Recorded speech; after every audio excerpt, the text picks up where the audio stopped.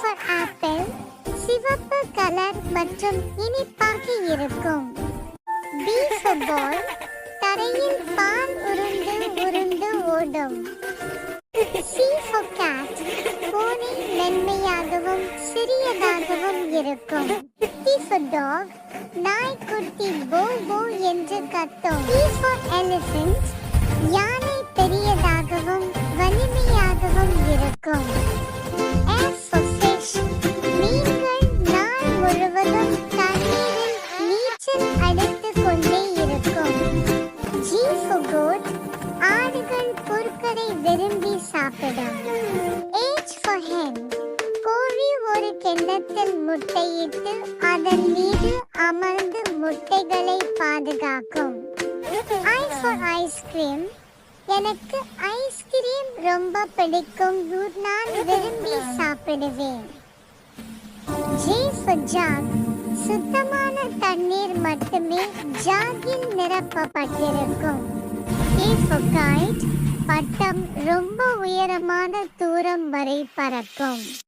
L for lion, சிங்கம் காட்டுக்கு ராஜா. M for monkey, குரங்கு மரத்தில் தாவி தாவி விளையாடும்.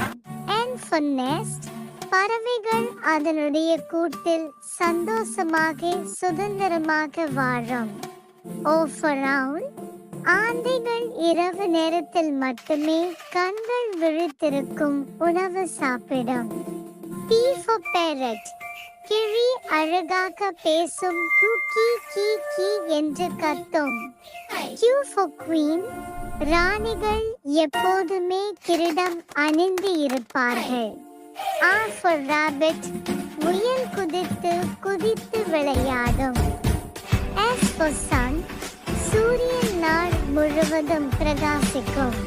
T for train, ரயில் வண்டி சுக் சுக் சுக் சுக் என்ற சத்தத்துடன் வேகமாக வரும்.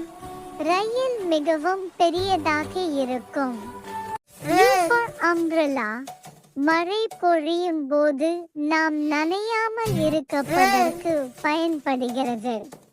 V for violin, இசையை உருவாக்கக்கூடிய கருவி வயலின். இதன் மூலம் பல இசைகளை நாம் உருவாக்கிக் கொள்ளலாம்.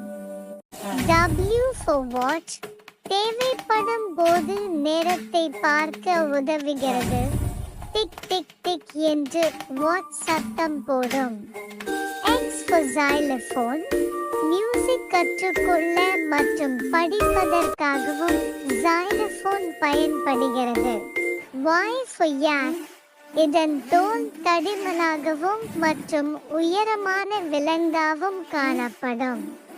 Z for zebra, வரிக்குதிரை வேகமாக ஓடக்கூடிய விலங்கு. இதன் உடம்பு